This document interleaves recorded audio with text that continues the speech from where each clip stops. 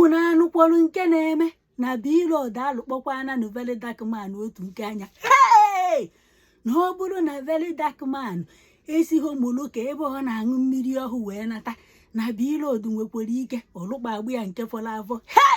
o wee bụrụ anya na abụ ndị Latel wee na-ebe anya m anya m anya m anya m anya m anya m anya fa anya fa na ọgụ adakwana n'etiti Money Miss Lord na Amụ Ngọ bịakwanụ ka nkọrọ unu odukwa ka egwu a Chinyere Udoma gụrụ odukwa ka ya agụgharịrị ya Billionaire nke ikpeazụ abụzikwa ahụ m chọrọ ka m chụta ego ahụ m chọrọ ka m mụta nwa ahụ m chọrọ ka m nụta di ahụ m chọrọ ka m dị ogologo ndụ ahụ m chọrọ ka m libe ego ahụ m chọrọ ka m kụba asịrị ahụ m chọrọ ka m nweta ego ahụ m chọrọ ka m mụta nwa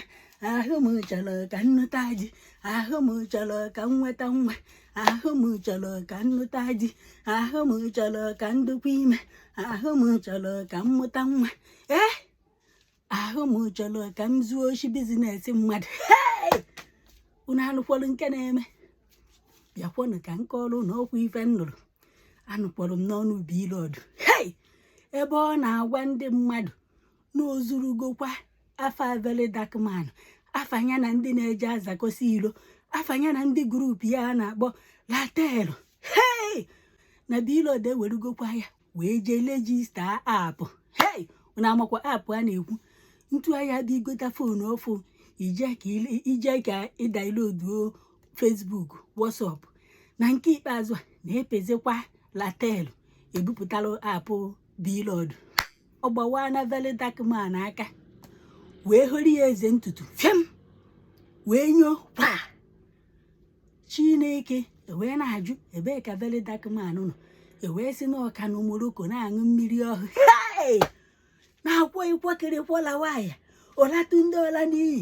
Billionaire nọrọ ebe a were ya wee na-eme ahụ m chọrọ ka m chụta ego ahụ m chọrọ ka m bata ego ahụ m chọrọ ka m mụta nwa unu anụkwara ife Billionaire kwuru na aapụ anụnwa na ọdị very cheap na ilu ebe ahụ n'ihi egota unu jewu n'afọ ife ọ sịrị unu ya egota ebe ahụ ọgbọkwa m na-emere ya advat na ọ sịrị na ego ya enweta na ya na 6 months na oyi ejie wee lụọ ife Very Dark Man alụghọ na ndị mmadụ tụtalụ Very Dark Man mgbadamgba ego na NGO ya ka o wee nyere ụmụ ogbenye aka Very Dark Man wee nodo ya ike wee jụọ ọchịcha wee jụọ ọgịga na o kweghị eji ego a ka o wee mee ife o kwesịrị ime na ego abụrụkwa obere ego na ego ka nkụ na aapụ anụnwa o ji afa Very Dark Man na ndị ya na ya na-eje aza ilo bụ Latel na aapụ anụnwa o mepere na ego ya enweta na ya na 6 months na oyi ewelu 50% na ya wee jee lụalụ ndị mmadụ ụlọ akwụkwọ ndị enweghị ụlọ akwụkwọ ndị ụlọ akwụkwọ fa na-adasịsị adasịsị lụalụ ndị enweghị ụlọ ọgwụ hospital lụalụ ndị enweghị ụlọ ndị enweghị mmiri ime vileji ebe a na-atasị afụ oje gbapụchalụfa mmiri ife o sikwụla oyi eme ka nkụ anya bụ ife atụtalụ Very Dark Man ego o nodori ya ike okweghị eme na oyi eji ego anụnwa oyi enweta n'isi ya na ndị ya na ya na-eje aza ilo ndị Latel na oyi ejie wee lụọ ife Very Dark Man juru na ọya alụ witi ego NGO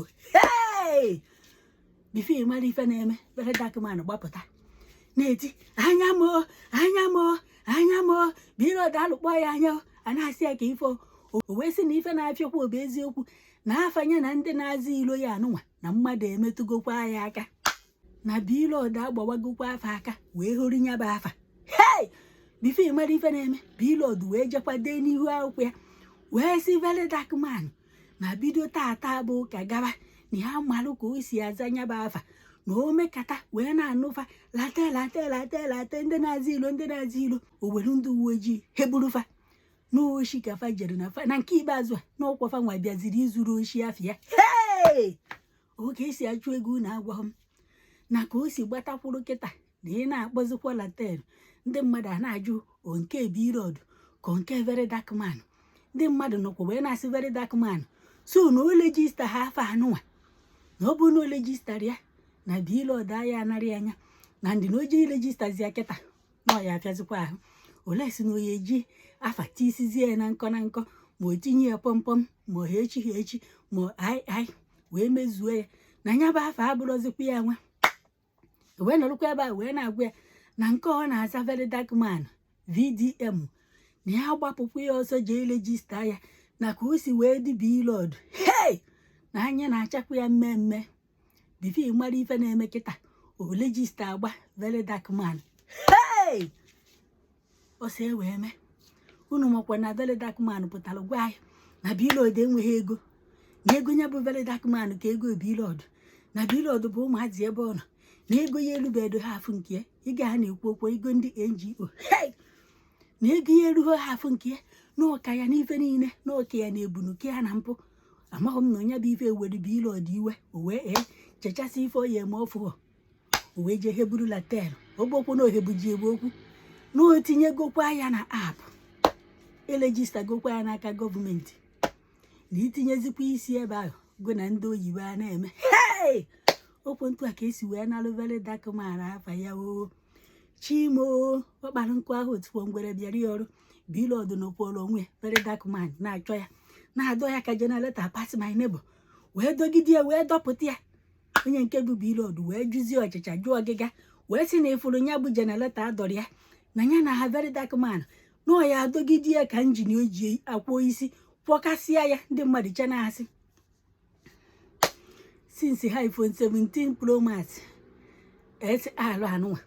efe enyebekwa n'ihu akwụkwọ since ya ka Blord ji very dark man wee na-akpa ego na app olego amụ ngo very dark man unu mana amụ ya dị etu ọkwụghị ọtọ ọgba ngọ ọbịa uwere ude mmanụ chasị ya ọ na-agbata ya n'ihu ọ na-agbafe saịdị ya ọdọ ya n'ihu ọdọfe saịdị ya Blord ọkwọ money misload amadụ nna uche ya zuru ezu etu a ka ọ nọ ndị mmadụ na-alakịrị ya ama akwụkwọ m alejedirio anụ ọkwọ m ebe ọ nọ wee mee o wee lechaa m very dark man o zughọrịa o wee mapụ wee jezie ihe buru latel ahụ m chọrọ ka m chụta ego ahụ m chọrọ ka m mụta nwa ahụ m chọrọ ka m lụta di ahụ m chọrọ ka ndị ogologo ndụ